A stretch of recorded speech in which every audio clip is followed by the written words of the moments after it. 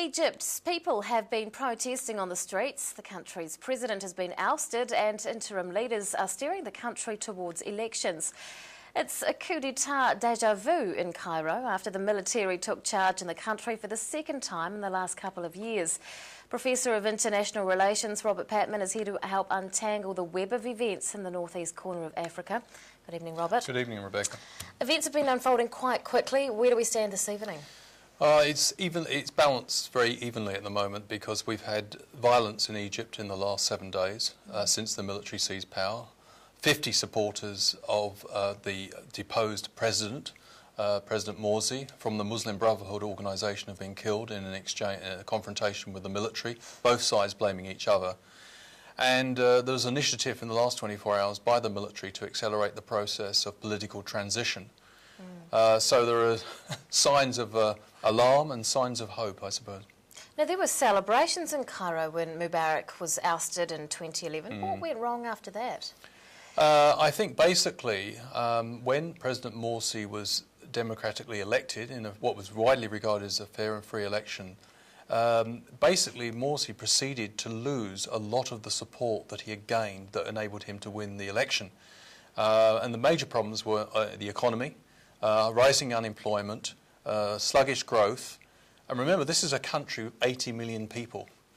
And I think there was also, in addition to disappointing economic performance, there was also disappointment with there was a perception amongst many people who supported Morsi, who were moderate, that he was slowly Islamicising the country.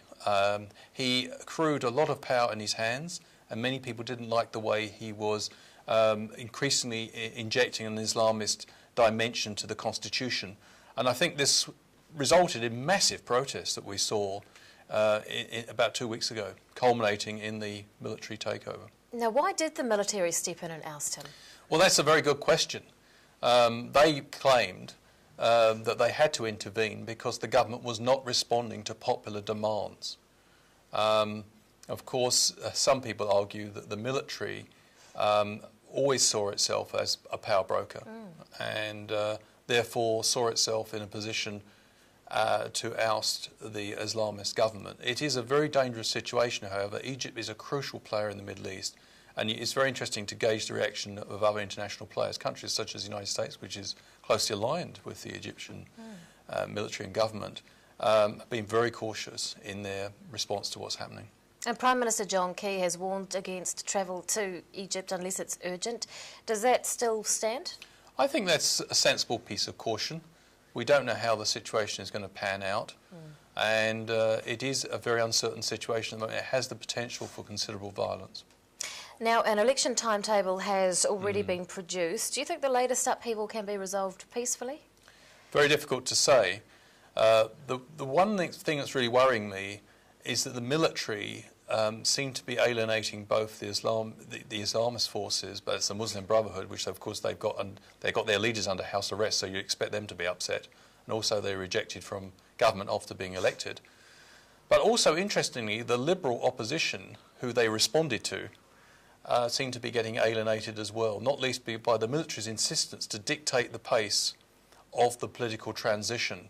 I think many people who supported the military in deposing the Muslim Brotherhood government did so on the basis they thought they then would have a much greater say in framing the political transition, and therefore they may be dismayed by the fact the military seems to be unwilling to relinquish the framing of the change. So it's a very delicate situation, and of course some people worry about the Algerian scenario in 1991 when the military intervened there, deposed an Islamist government, and that culminated in civil war.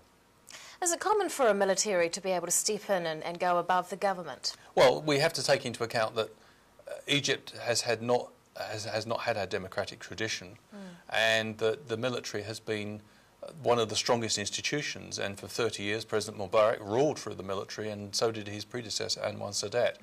So the military has been one of the most solid institutions in that country. And it's difficult to get instant democracy it's one thing to introduce elections, but it's quite another thing to get an established democracy, the sort of democracy we understand in New Zealand. Professor of International Relations Robert Patman, thank you for your time.